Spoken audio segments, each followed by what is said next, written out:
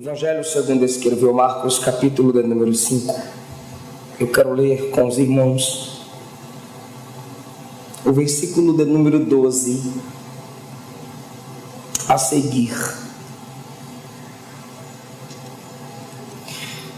Todos os demônios lhe pediram, dizendo: manda-nos para aqueles porcos, para que possamos entrar neles. Versículo 17. E eles começaram a suplicar-lhe para que saísse das suas regiões. 18.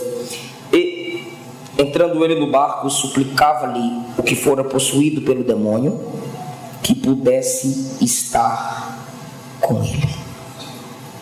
Muito obrigado. Assentai-vos, por favor.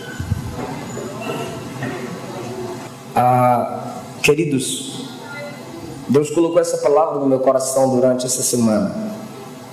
E pregar o Evangelho, meditar num texto e aprender com ele para extrair dele mais lições é como você começar a mexer num terreno onde você tem a enxada e a terra. E no seu primeiro contato com aquela terra, você bate com muita força. E assim sucessivamente você vai batendo naquela terra. E quanto mais você vai batendo naquela terra com aquela enxada, a terra vai ficando mais fofa e você vai tendo mais acesso à profundidade. Então eu vou bater mais um pouquinho nesse texto para nos aprofundarmos juntos num terreno mais macio, porque eu sei que vocês já conhecem essa história. O capítulo 4, versículo de número 35 diz que já era tarde, já estava chegando a noite. E Jesus vai para um lugar perigoso, mas ele não vai pela manhã, nem de dia, ele vai à noite. O lugar era perigoso, a hora era perigosa e o homem com quem eles se encontrariam era um homem perigoso. Porque Jesus disse: passemos para... Os irmãos sabem que os discípulos enfrentaram com Jesus uma grande tempestade, mas Jesus não prometeu que a viagem seria tranquila. Jesus disse: passemos para o outro lado. O que Jesus garantiu foi a chegada do outro lado. Amém. Não a tranquilidade durante a viagem. A vida cristã, desde o livro O Peregrino, a compreensão da vida cristã tem sido facilitada por muitos, que ela é comparada a uma viagem. Essa viagem é perigosa, tem lutas, tem batalhas, mas Jesus garantiu a chegada do outro lado. Os discípulos chegaram do outro lado com Jesus. E esse lugar era um lugar de muitas cavernas, e as cavernas eram usadas como túmulos. O capítulo 5, versículo 1 diz: chegaram ao outro lado do mar, a terra dos Gadarenos, moradores de Gadara. Jesus, saindo do barco, imediatamente ao encontro de Jesus, saiu dos sepulcros um homem com espírito imundo. De onde ele sai? Dos sepulcros, ambiente de morte. Os demônios sempre conduzirão as pessoas à ambiência de morte.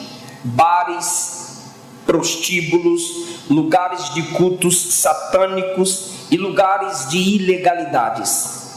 O ambiente que os demônios têm prazer em direcionar o ser humano é o ambiente de morte. E esse homem, também diz a Bíblia, veio a Jesus um homem com espírito imundo. Não é simplesmente um demônio, ser maligno, mas é chamado de espírito imundo. Por que imundo? Porque a presença dos demônios na terra é ilegal. Jesus sempre expulsou os demônios e a igreja expulsa demônios, porque a presença de demônios na terra é ilegal. O ambiente permitido por Deus para demônios são nas regiões celestiais, nas alturas. Paulo fala isso em Colossenses, em Efésios, e João fala isso em Apocalipse. Então, quando os demônios estão na terra, eles estão de uma forma ilegal, porque a terra foi feita para o homem, a terra foi dada ao homem. Mas como eles sempre querem reinar, dominar, eles precisam de um corpo para governar. É por isso que os demônios habitam na arte, na música, na cultura, no governo, na política, na mídia, para através dessas coisas manter o governo, manter o controle, porque é através do corpo do homem, da inteligência do homem, da estrutura que o homem tem, repito, política, arte, cultura, música, governo, eles estabelecem alguns ambientes que a igreja lá não entra, por falta de sabedoria, por falta de discernimento ou até por tolice. E ali os demônios conseguem governar. Em Gadara estava assim. Um homem com espíritos malignos, ele vem até Jesus. E o versículo 3 diz que ele morava nos sepulcros. É o prazer de Satanás te tirar da sua família. É o prazer de Satanás te tirar de sua casa, destruir lares, destruir famílias. E cada vez que nós saímos de nossa casa, e ao sairmos de casa estivermos fazendo um favor e não falta para a nossa família, há alguma influência demoníaca sobre a nossa família. Se você ao sair de casa, a mãe diz, faz um favor, ora a Jesus. Se ao saíres para trabalhar, a esposa diz, me faz esse favor, pelo amor de Deus, e vaza. Há alguma influência de imundície sobre sua família. Porque o local de se estabelecer como marido, como pai, como esposa, como filho, é dentro de casa. E o diabo arranca o homem de casa. E eles passam a noite caídos na rua. Elas passam a noite na balada e rala bucho a noite toda, e usa droga, e fuma, e bebe, e pensa que isso é vida. Isso é catástrofe, isso é miséria, é influência demoníaca sobre os nossos jovens, sobre parentes, sobre pessoas que ao saírem de casa fazem um favor ao invés de fazerem falta. Esse homem mora nos sepulcros e diz a Bíblia, nenhum homem podia prendê-lo. Porque onde houver uma influência satânica, não adianta assistência social, governamental, apenas humana. Onde os demônios montam seus quadrantes, não é o homem que muda a situação da sociedade. E enquanto a igreja dorme, os demônios continuarão governando. Não adianta, nenhum homem podia prendê-lo, nem concorrentes. 4.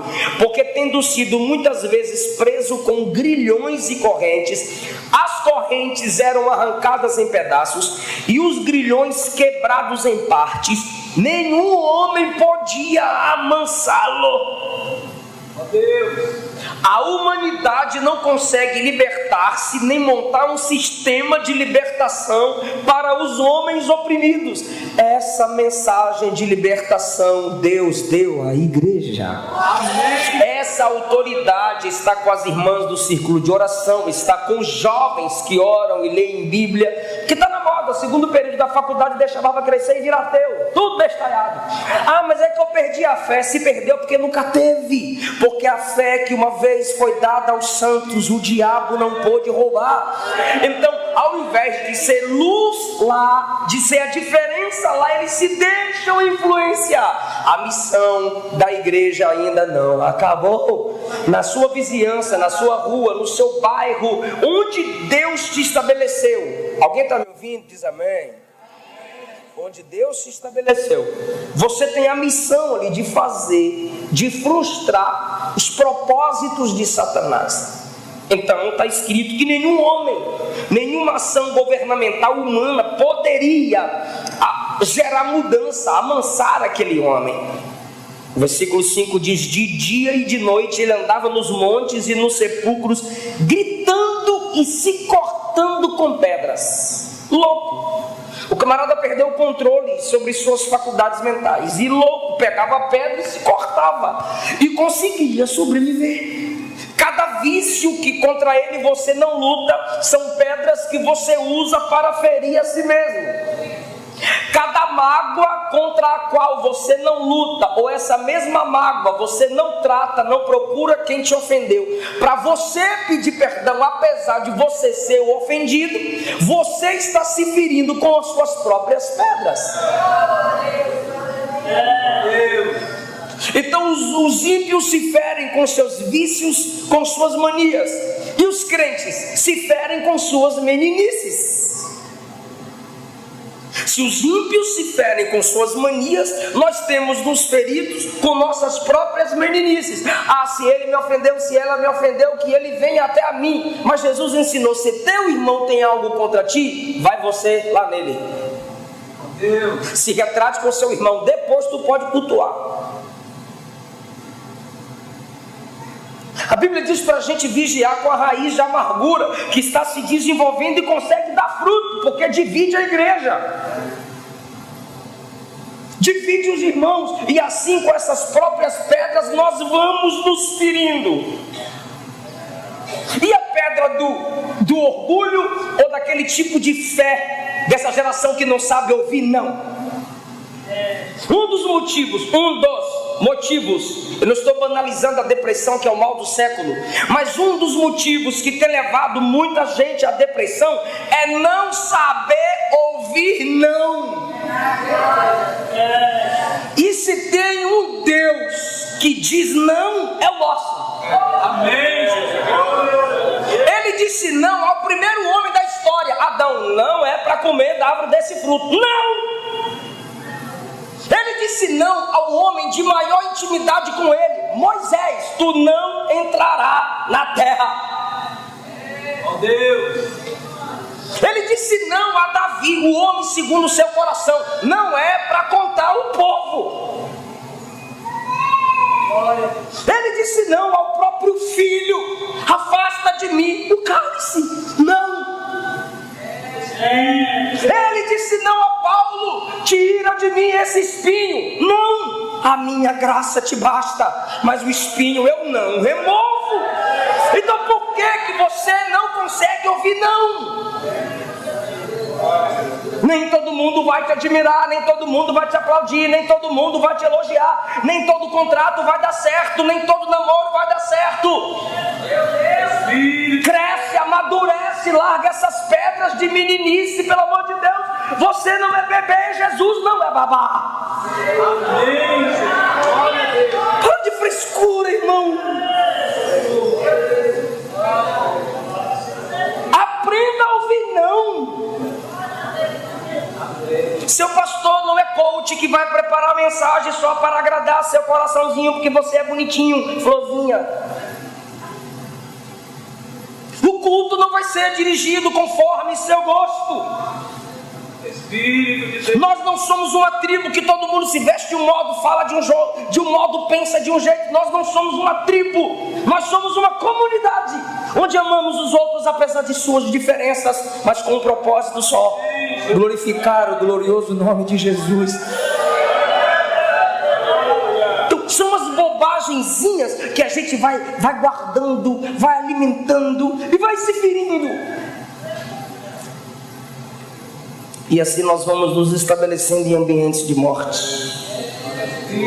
cortando-se com pedras. Versículo 6. Mas quando viu Jesus ao longe, correu e se prostrou.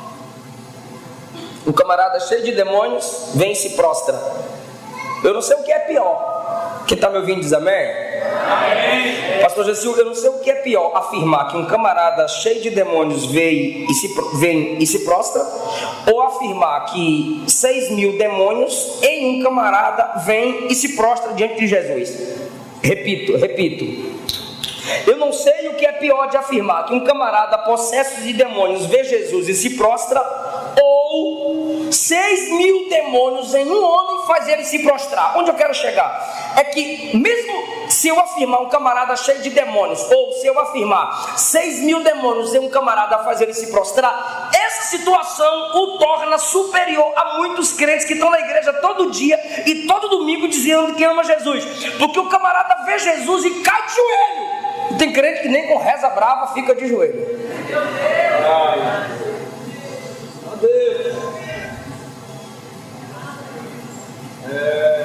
Então um camarada possesso de demônio se humilha diante de Jesus, muito superior a muitos crentes que se dizem cheios do Espírito Santo, mas conseguem passar uma semana sem se dobrar diante de Jesus.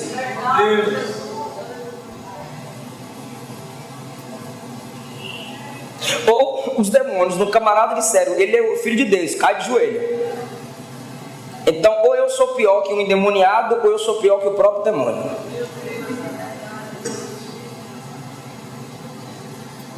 Como diz o pastor Elias Torralba, ele pregou aqui, né? Vai engolindo seco, que é o que tem para hoje. E ele se prostra diante de Jesus, versículo 7, ele clama. Clamando com grande voz, disse: que tenho eu contigo, Jesus, Filho do Deus Altíssimo. Olha só, demônio reconhecendo que Jesus é o Filho do Deus Altíssimo. O anjo disse a Maria: e ele será chamado Filho do Altíssimo. A Igreja Católica deveria estudar isso aqui, porque o anjo não disse ele será chamado filho de Maria. O anjo disse ele será chamado filho do Altíssimo. Aí vem os demônios e dizem: filho do Altíssimo. Ó Deus. Então os demônios não estão só pior que muitos crentes, não estão só melhor que muitos crentes, estão melhor até que muitos padres. Porque a Bíblia não ensinou que Jesus seria chamado de filho de Maria, mas filho do Altíssimo. E na boca dos demônios está certinho: ó Cristo, Filho do Altíssimo.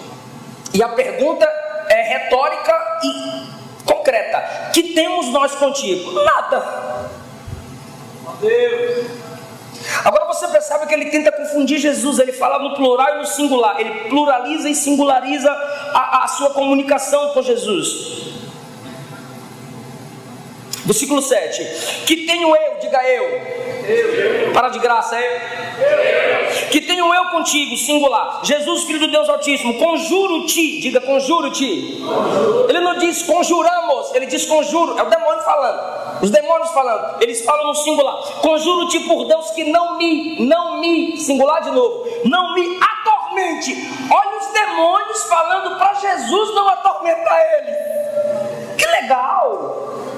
Atormenta o camarada, leva o camarada para o cemitério, tira o camarada da família, faz o cabra se ferir com pedras, faz o cara gritar de dia e de noite, atormenta a Gadara todinha, mas Jesus sozinho é um tormento para eles. Ou seja, o atormentador não quer ser.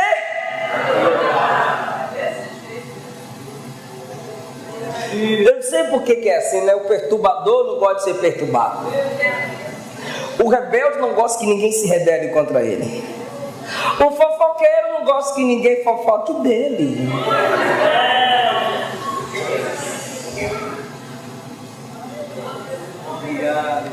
Se você for sincero, você vai dizer comigo: é coisa do demônio. Deus. Não nos atormentes. Ora, versículo 10: pediam-lhe muito, pedia-lhe muito. Isso aqui é uma oração. Me ajuda, é o quê? Oração. Só as irmãs.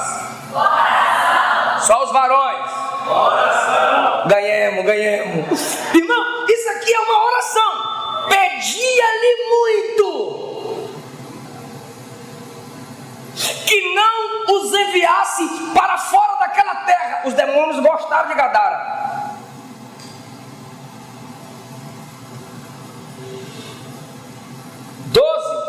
E todos os demônios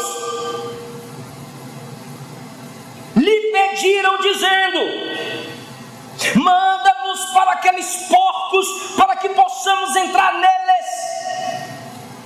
Ó Espírito de Deus. Porque demônios... Eu não vou falar isso não. Posso falar? Vontade. Fala nem, obreiros. Se o pastor mandou falar, eu falo. Fala não? Amém. Demônios gostam de sujeira. Tem casa de crente que a gente entra assim, né? Não olha a bagunça, então fura meus olhos.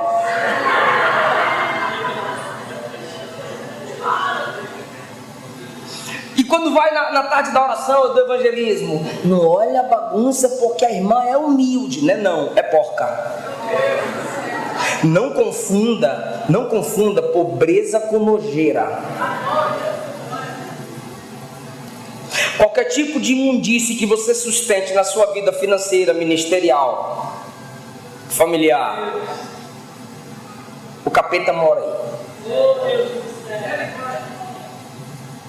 Tá, sangue de Jesus está repreendido. O capeta está lá no inferno. O inferno nem foi inaugurado ainda.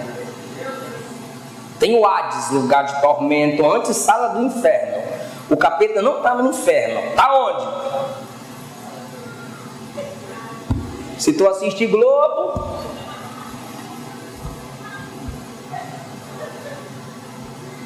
novela, se a sujeira do seu casamento, seu ministério, eu já sei onde ele mora.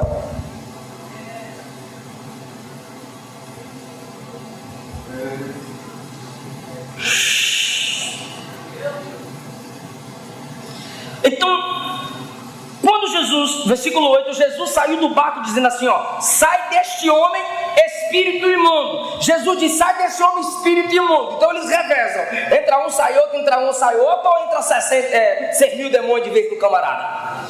Aí Jesus perguntou, qual o teu nome? Lembra que eu disse que ele tenta confundir Jesus? Ele fala no singular e no plural. Aí Jesus olha e diz, qual é o teu nome? Olha a resposta, meu nome é Legião, porque somos plural, muitos. O que Jesus perguntou? Me ajude, qual é o teu? E ele respondeu, somos Legião. Meu nome é Legião, porque somos muitos. Uma legião era 6 mil soldados. Então, assim como Roma tem suas legiões de soldados, aqui tem uma legião de demônios. Só que Jesus pergunta pelo nome e ele responde com... Deixa eu facilitar. Jesus pergunta por identidade. Ele responde com quantidade. Deus. Cada vez que a sua identidade for definida pelo número de likes, eu não sei se as irmãs sabem, os irmãos sabem, o Instagram ocultou a visualização do número de curtidas. Eu posso falar o porquê? Porque as pessoas estavam ficando depressivas ao fazerem comparações. Por que a foto dela tem 100 curtidas e a minha só tem 3?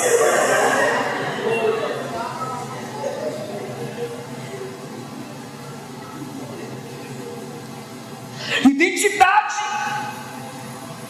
determinada por causa da quantidade. Quando o dinheiro na sua conta determina a sua identidade, quando a quantidade de agendas postadas determina a identidade. Como que o cara é pregador? Se ele postar que está 30 dias pregando. Não, irmão, para mim é pregador se está na ceia, se congrega, se tem um compromisso com a sua igreja, se respeita a sua liderança, se tem uma base geográfica, se tem um referencial geográfico. A base é sua igreja, o referencial é seu pastor. Quem é seu pastor? Meu pastor é onde eu chego aí para pregar, eu ando rodeando a terra. É o Satanás, irmão, rodeia e passeia a terra.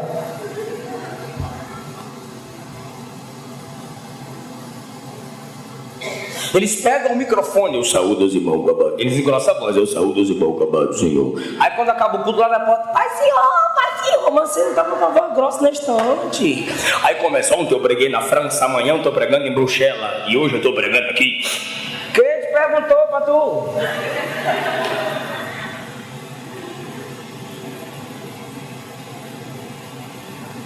Não permita que os números determinem sua identidade. Porque Jesus quer saber quem é você. Fala o teu nome. Quem se empolga com quantidade é Satanás. Muitos virão dizendo eu sou Cristo. A porta é larga do mundo e muitos irão por ela. Muitos são chamados, poucos escolhidos. Onde estiverem 2 ou 3 reunidos em meu nome, eu estarei ali. Jesus era acompanhado por uma grande multidão. Da multidão sobrou 70, de 70 selecionou 12, dos 12 escolheu 3, de 3 só sobrou um no pé da cruz. Quem lê Bíblia pega, quem não lê fica voando. Qual o teu nome? identidade, ele diz: somos muitos, quantidade.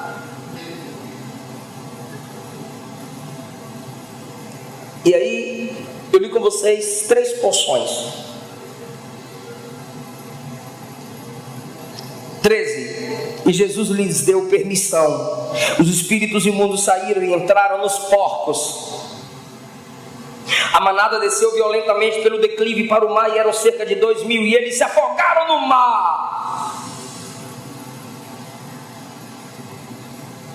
Então nós temos a oração dos demônios. Olha o demônio orando: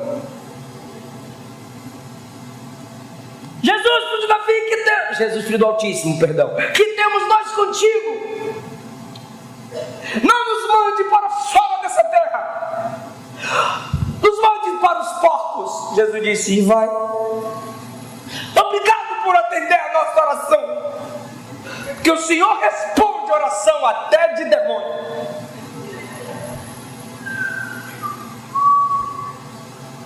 E aí nós temos demônio orando. Eu não gosto disso não. Uma pergunta para alguém: tu ora?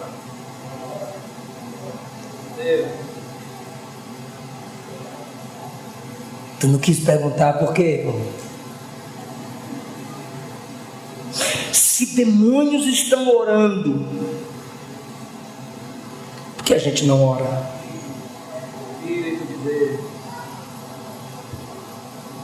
Demônios amam Jesus? Demônios amam Jesus? Jesus morreu para salvar demônios? Não. Hebreus diz que ele não morreu por espíritos, ele morreu pelos homens. Aleluia, glória a Deus. Eu me torno pior que demônio quando eu não oro.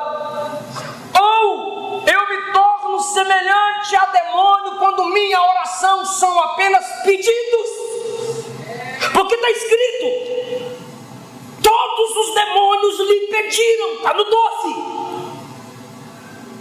Você dobra o joelho e diz: Senhor Jesus, minha bênção. Senhor Jesus, minha cura. Senhor Jesus, meu bucho, quero comer. Senhor Jesus, aquela promessa que o Senhor fez. Senhor Jesus, minha namorada. Senhor Jesus, meu namorado. Senhor Jesus. E vai pedindo, pedindo, pedindo.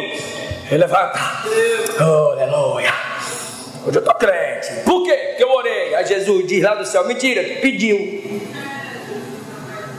Orar não te faz, perdão, pedir não te faz santo, faz um mendigo.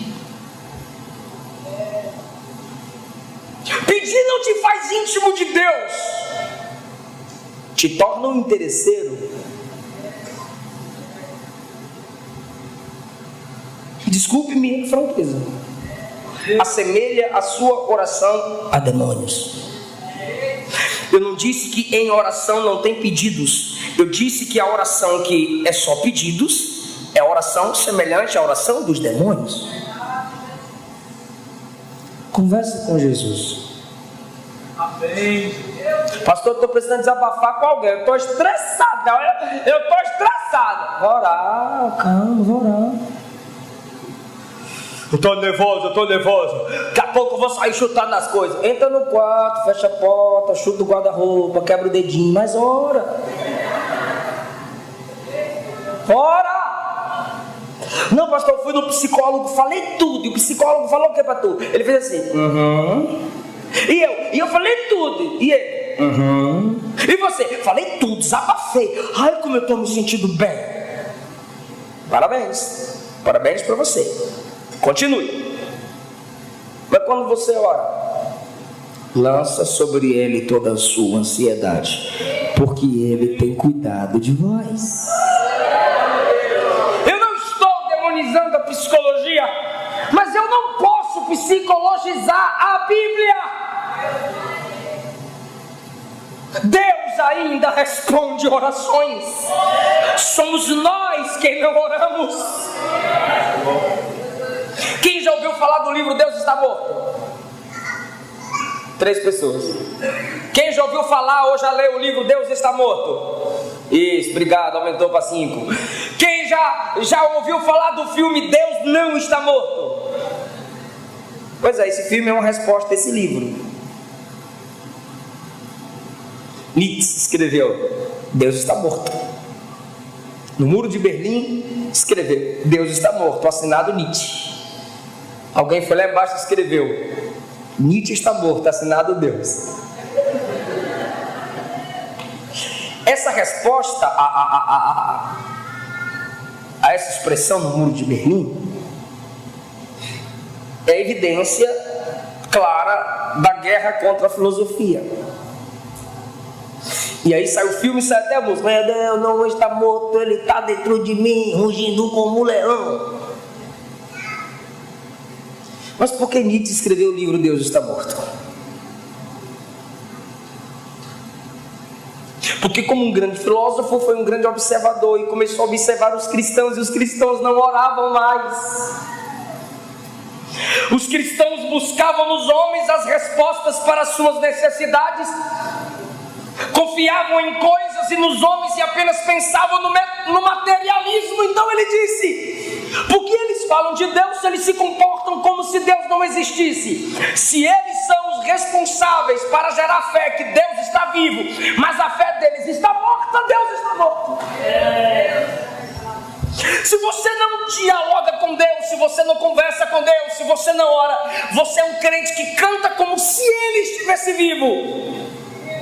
Mas se sua oração está morta, sua fé já morreu, e você está matando a fé de muita gente. E nós temos a segunda oração no texto: os demônios entraram nos porcos, os porcos não aguentaram tanta pressão de tanto capeta e se lançaram no mar. E o que aconteceu? As pessoas, os pastores dos porcos que viram isso, saíram anunciando na cidade. Aconteceu isso, os porcos se jogaram, o cabra lá, o gadareno, o possesso, foi alcançado por um homem. Tem um homem aí, o nome dele é Jesus. E os pastores dos porcos começaram a trazer as pessoas para Jesus. Quem está me ouvindo pode dizer amém?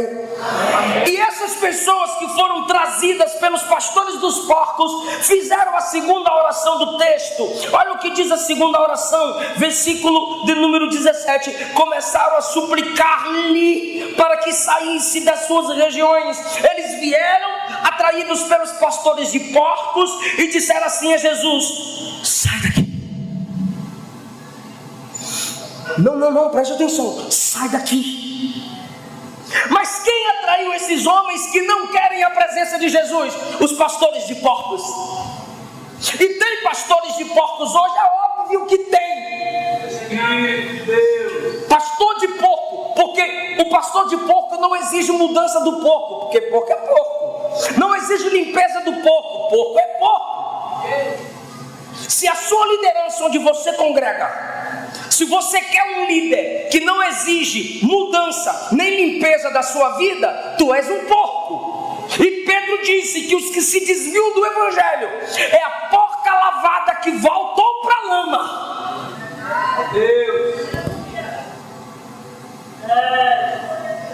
Pastor que não prega cruz, que não prega juízo final, que não prega sangue, que não prega inferno, que não prega céu, que não prega santidade, é pastor de porco. E quem gosta da mensagem do pastor de porco? Quer falar não? Eu falo, é porco.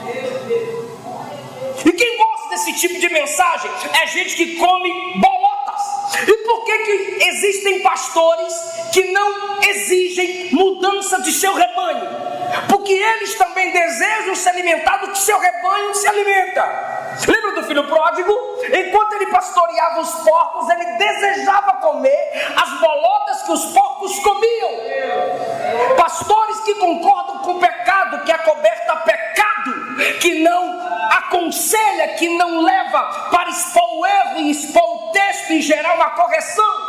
É pastor que também se alimenta dos erros de seus porcos. E João disse, 1 João capítulo 5, quem é do mundo fala as palavras do mundo e o mundo os ouve. A igreja verdadeira não ouve quem é do mundo. A igreja verdadeira só ouve quem é de Deus. A igreja verdadeira só ouve quem fala a palavra de Deus como ela é. Porque a ovelha conhece obedece à voz do seu pastor. A ovelha, ela não bebe água suja, ela não anda em ambientes imundos, e se ela estiver cheia de carrapicho, o pastor vai lá e se a lã estiver embolada, o pastor vai lá e tosa. A bichinha fica toda feinha, mas o pastor tem que tosar para depois crescer bonitinho. Amém. Glória a Deus. Que Deus nos dê pastores de ovelhas. Pastor, mas quando é que eu vou ter pastor de ovelha? Quando você for ovelha. Porque o tipo de mensagem que você gosta de ouvir determina se você é ovelha ou é porco. Espírito de Deus. Glória a Jesus. E esses pastores de porcos atraem gente, sim ou não? Eles atraíram a multidão. Eles enchem catedrais, eles enchem suas cruzadas, eles enchem suas igrejas com suas campanhas. O evangelho é produto, a igreja é mercado, eles são os empresários e os cristãos são os consumidores. Deus. Mas o que o público disse? Qual foi a oração do público? Olha o que está escrito. Eles suplicaram dizendo: sai daqui. Porque quem não vem a Jesus por convenção, quem não se converteu, vem por adesão, é um número a mais na lista de membros da igreja. E esse tipo de gente gosta da ambiência que a música gera. Uma música ungida, um louvor bem tocado gera um ambiente de glorificação. Então a pessoa gosta da atmosfera, gosta da ambiência. Estou apaixonado por Jesus. Eu te amo, meu Jesus. Eu te louvo, eu te louvo. E tem uns que viram lobo. Isso é no domingo à noite. Mas na segunda o seu comportamento destrói todo o seu louvor do domingo. Porque não foi por conversão, foi por adesão. E não nasceu de novo para se tornar ovelha do rebanho de Jesus. É porco de quem não se exige mudança. Aleluia. Glória a Jesus. E eles dizem: sai daqui. O que Jesus diz? Estou indo para o meu barco. Mas por que eles ordenam que Jesus saia? Porque Jesus deu um prejuízo de 2.000 porcos. Eles disseram: para tu libertar esse homem, tu nos deu um prejuízo de 2.000 porcos. Eu não sei se Jesus respondeu, mas a prática é a resposta. Mas eu responderia: vocês estão preocupados com 2.000 porcos? Vocês estão pensando no prejuízo de 2.000 porcos? Para vocês, ele não vale 2.000 porcos, mas para mim, eu prefiro ele do que 2.000 porcos que encheu o bolso e o bucho de vocês. Irmão, nós nos tornamos semelhante à multidão que expulsa Jesus, quando nós não queremos sofrer prejuízo financeiro por amor às almas. Espírito de Deus. Nós não queremos investir no reino, nós não queremos melhorar a qualidade da comunicação para alcançar o pecador. Nós não sabemos o que é sustentar missionário, nós não sabemos o que é cuidar de um coração de pastor, nós não sabemos o que é investir no reino. Quando se toca em dinheiro, quando se toca no bolso, a maioria de nós desvia, porque há um outro Deus em nosso coração: Mamon. Então eles não quiseram sacrificar 2.000 porcos pelo valor de uma alma. Jesus poderia muito bem libertar aquele homem sem dar prejuízo nos porcos, mas a renda deles eram os porcos. E Jesus disse: vou querer 2.000 porcos para a libertação dele. Porque a igreja, o povo de Deus, tem que sentir no bolso também o valor de se investir em almas, o valor de investir no ministério, o valor de se abrir igrejas, de alcançar vidas, de sustentar missionário. Até agora eu não pedi ninguém para dar glória a Deus, viu, irmão? Quando eu pedi, eu estou no crédito.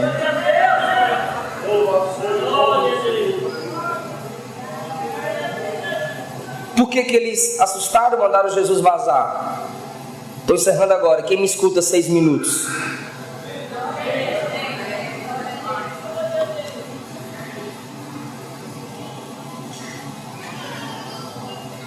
A última oração, versículo 18.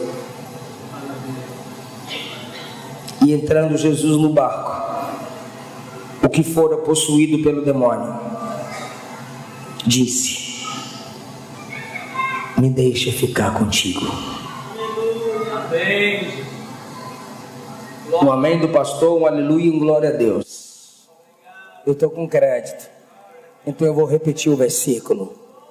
A primeira oração é do demônio, a segunda oração. A terceira oração é de alguém que foi liberto. Esse alguém que foi liberto olhou para Jesus e disse: me deixa ir contigo. Me deixa entrar no barco contigo. Eu não quero perder tua presença. Eu não abro mão de ti. Eu não quero só libertação. Eu te quero. Me leva contigo. Alguém está entendendo essa palavra aqui, irmão? Só quem ora valoriza a presença de Deus. Só quem ora deseja estar com Jesus. Só quem foi liberto de demônios não quer se libertar de Jesus. Aleluia! Que Ele me liberte das minhas mágoas, que Ele me liberte da minha ira, que Ele me liberte da minha fraqueza, que Ele me liberte do meu passado, que Ele me liberte de mim mesmo, mas que Ele nunca me liberte dEle. Eu nunca quero viver livre dEle. Me deixa ir contigo.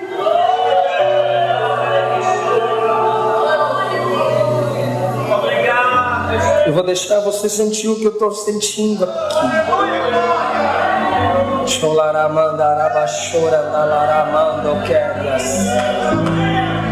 A simples oração que deseja pela presença dEle, Ele escuta. Porque é uma oração que valoriza a presença e não a atmosfera. O que é a atmosfera? 2h30 de culto. A atmosfera da adoração, a atmosfera do culto templocêntrico acaba. Mas a presença dele não. Ele vai com você onde você estiver. Ele entra onde você entrar. Eu gostaria que você dissesse isso comigo. Diga: o único que orou certo ouviu não. Deus do céu. A oração dos demônios são pedidos. A oração da multidão não valoriza a presença. A oração dele é de alguém que foi liberto. A oração dele é de alguém que valoriza a presença de Jesus. Aí Jesus disse: não.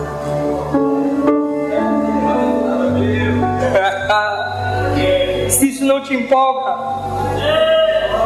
eu estou mais crente que tu. Aleluia. Ele é liberto. Sim. Jesus ama ele igual ama nós. Ele quer a presença. Óbvio. E o que é que Jesus disse? Não. Ele só diz não para quem ora certo.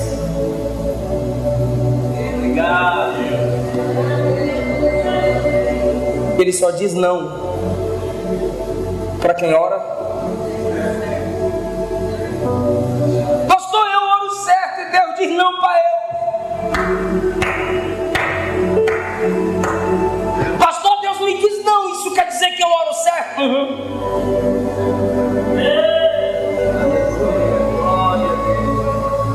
Por quê? Primeiro, porque a fé de quem ora certo não é para Deus fazer a vontade dele. Eu oro e quando eu oro, Deus faz minha vontade. Deus dete. Meu Deus, não. Não, porque eu tenho fé e a fé é para isso. Sem fé é impossível agradar a Deus. E eu uso a minha fé e Deus faz o que eu quero. Repita o versículo. Sem fé é impossível agradar a Deus. Uau! Sem fé é impossível Deus não me agradar. É isso que está escrito? Não.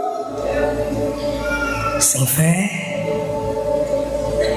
é impossível. Quer falar não? Agradar quem? Então a verdadeira fé não é para Deus agradar tu. A verdadeira fé não é para Deus agradar você. Amém. Você alcança um nível de maturidade quando você tem fé para dizer: se não for a sua vontade, eu aceito. A verdadeira fé não ameaça Deus. A verdadeira fé não determina em Deus. A verdadeira fé não se considera superior no mesmo nível de Deus. A verdadeira fé sabe que Deus está no trono e eu estou no pó. A verdadeira fé reconhece que grande é Ele, pequeno sou eu. A verdadeira fé é aquela que dá folha em branco, preenche Jesus, eu assino embaixo. É aquilo que tu queres, porque eu sou o servo, tu és o Senhor. Aceite o não. Ele fala não para quem é maduro. Eliseu filho. A gente coloca 3 palavrinhas. A gente dá uma mamadeira. Vai chegar 2, 3 anos. Eu vou dizer, quem eu quero?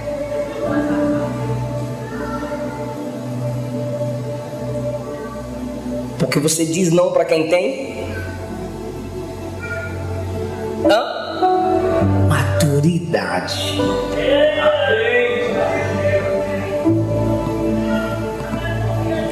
Pastor, eu não tenho. Ele vai continuar dizendo não.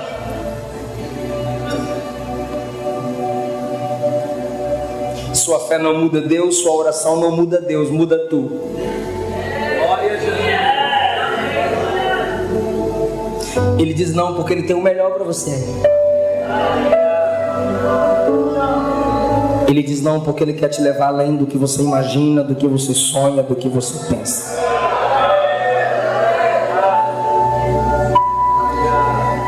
Luiz, você consegue filmar a igreja agora? Levanta a mão comigo, igreja. Diga: Senhor Jesus, Tu és o oleiro, eu sou o barro. E eu oro reconhecendo que Tu és o meu governador.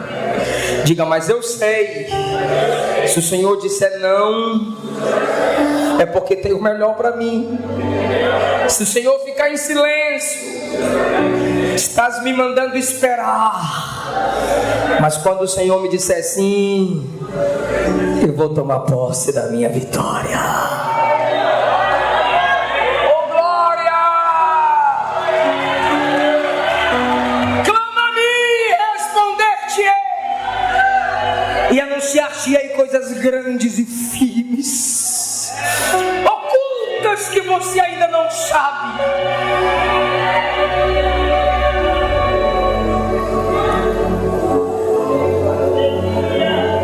Jesus disse a ele: vai para casa. Olha só, versículo 15. Ele foi visto assentado, vestido e em perfeito juízo. Aleluia! Aquele que só corria agora está sentado. Que Deus te liberte das ansiedades, que você não para, não descansa, não senta. Que Deus te liberte. Que Deus te faça sentar, porque quem senta para aprender, um dia estará de pé para ensinar. Quem senta calado está tendo estrutura para depois ter sucesso na vida. Quem Jesus libertou, senta. Amém. Segundo, vestido. Porque as suas vestes também revelam o seu caráter.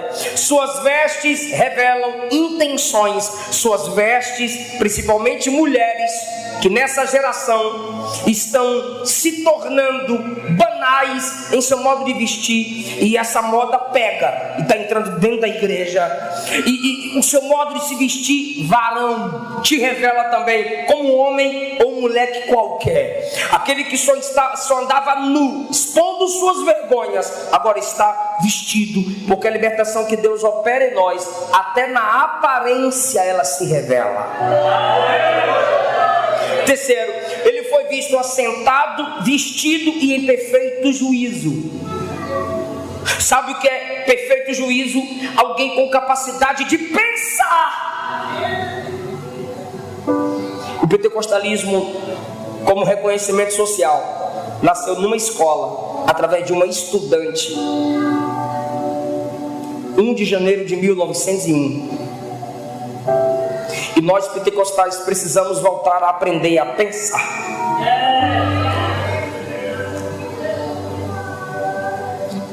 Nós gritamos, nós falamos alto, nós falamos em novas línguas, mas sem perder a consciência. Não fica caindo, rolando, se estribuchando no chão e depois levanta. Onde é que eu estou? Não é o Espírito Santo, não, é outra coisa que pegou tu. Porque Paulo disse: adorarei em espírito e adorarei com entendimento. O Espírito Santo não anula o entendimento, ele expande. Amém, Jesus? Aí Jesus disse: vai para casa, vai para os teus amigos.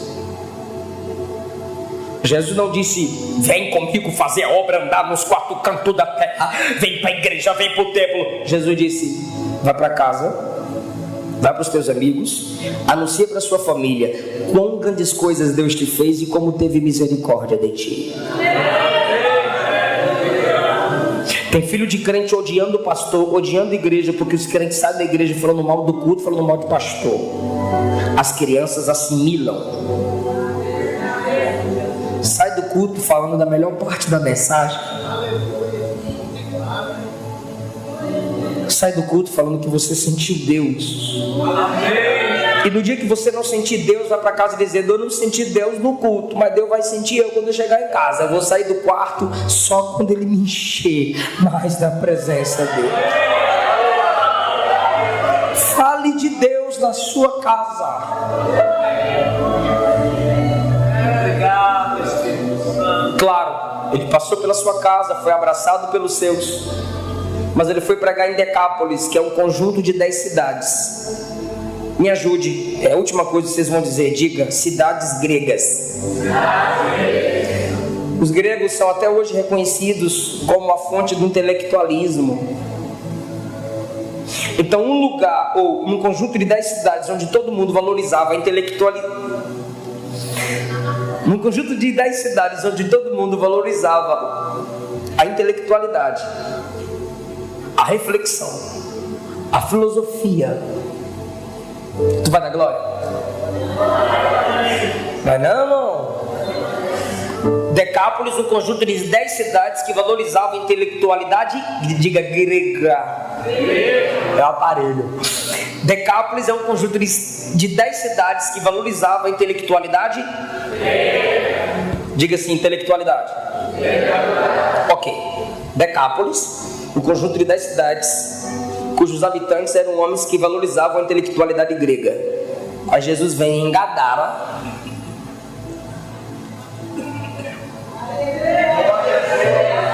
e liberta um camarada.